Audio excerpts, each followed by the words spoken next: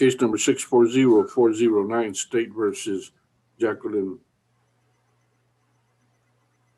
Estrada. We have the papers on the computer, Patty? Yes, Your Honor. All right. Ms. Estrada, would you please raise your right hand? You solemnly swear that in this proceeding, the information and responses you submit will be the truth, the whole truth, and nothing but the truth. Yes, sir. Thank you, ma'am. You may put your hand down. Ms. Estrada, before we proceed, I want to discuss with you and remind you that you have 5 very important rights and constitutional protections. The first being the right to remain silent. Now, these protections, these rights, we're going to repeat them several times during this proceeding. The fact is that we will discuss them right now verbally, but they will be recorded by an official court reporter, Ms. Kayleen Rivera. That record is considered an official record. We'll be repeating those in writing. Make sure that you are fully aware of those rights. It is important as part of this proceeding. The first right is right to remain silent. That means you do not have to make any kind of statement. You cannot be compelled to answer a question, or can we ask you or force you to submit paperwork that you have signed that admits or confesses wrongdoing. Do you understand you have the right to remain silent? Yes. You have the right to a jury trial. That's 6 people selected by you and your attorney and the state's attorneys from a random jury pool or panel.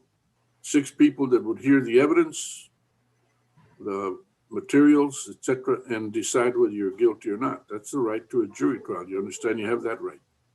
Yes, Your Honor. You have the right to confront witnesses. That means you and your attorney can question, cross-examine, or challenge any witness that would testify if you go to trial. Understand you have that right? Yes, sir. Now, there's another right called the right to appeal. Briefly, it is a right that you and your attorney can exercise, either individually or together, using the right type of substantive forms in the right timelines or limits. You could demand that a higher court review the evidence, the official record, and the results of this hearing or any proceedings. That's called the right to appeal. You understand you have that right? Yes, sir. And finally, you and the state individually, both of you, have the right to demand that this hearing be held in the open public courtroom. Because of the pandemic, we're not doing that, but you can still make a demand for it. It would only postpone these hearings or allow you to have a open public courtroom hearing. What's being done, as you know, is the hearing is being done by video conference. It is streamed on YouTube, and therefore it is public to the extent that anyone can watch and listen to this proceeding. Do you understand you have that right? Yes, sir. All right, all 5 of these rights that I have mentioned to you, you give them up when you enter a plea, a voluntary plea. Do you understand that you're giving up those rights by doing this? Yes, sir. All right.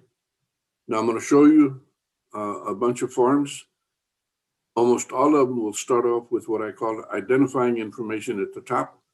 Your cause number is 640-409, State of Texas versus Jacqueline Serna Estrada, in County Court of Law number 5, Bexar County, Texas. This particular document and others after that information at the top, it is titled, in this case, State's Consent to Video Conference. I mentioned they have the right. This document says that they are in agreement to do it by video conference. It is signed by Ms. Morgan. Do you see this document? Yes, sir. You understand it? Yes. All right. The second document is referred to as, we'll get there in a minute. This was called a Discovery Acknowledgement. Again, identifying information, the same as others.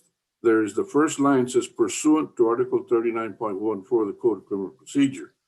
That is a law that demands that the state, the prosecutors, make available to you and acknowledge and disclose to you all the documents, items, materials, videos, whatever there is that is relevant information so that you and your attorney can make an informed and intelligent decision concerning this case.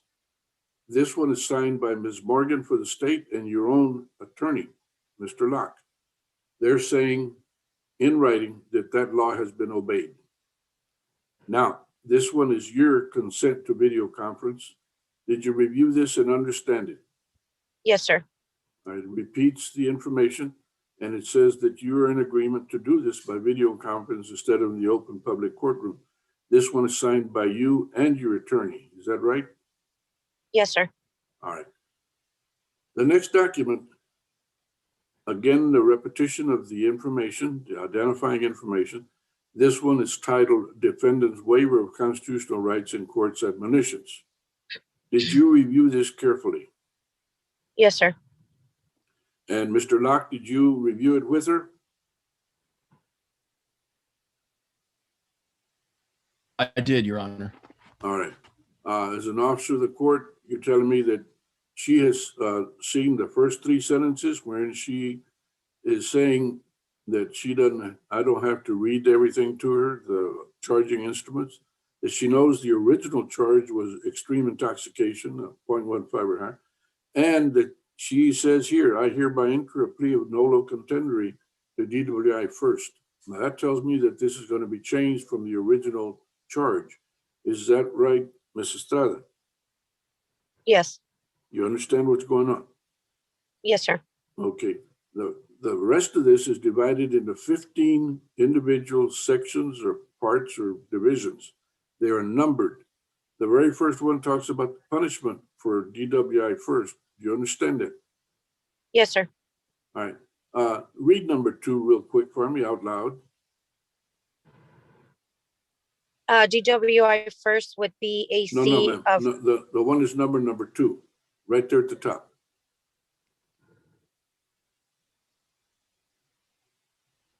You see what I'm talking about?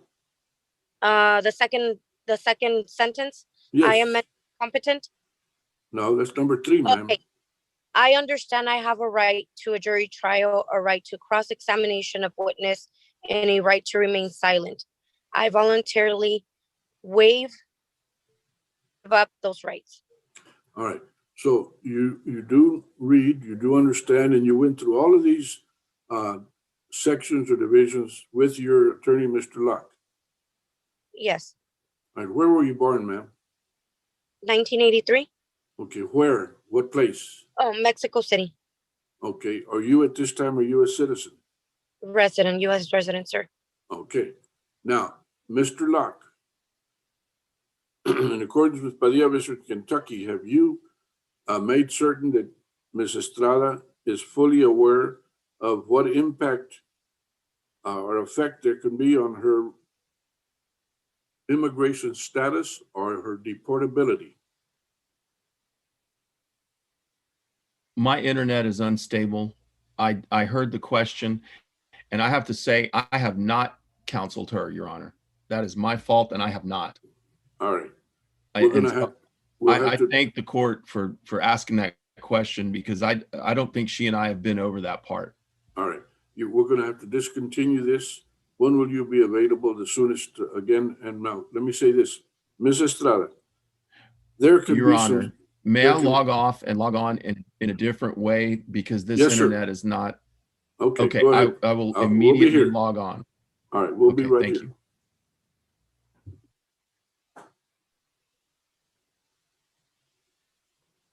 Judge, do you want me to stop YouTube?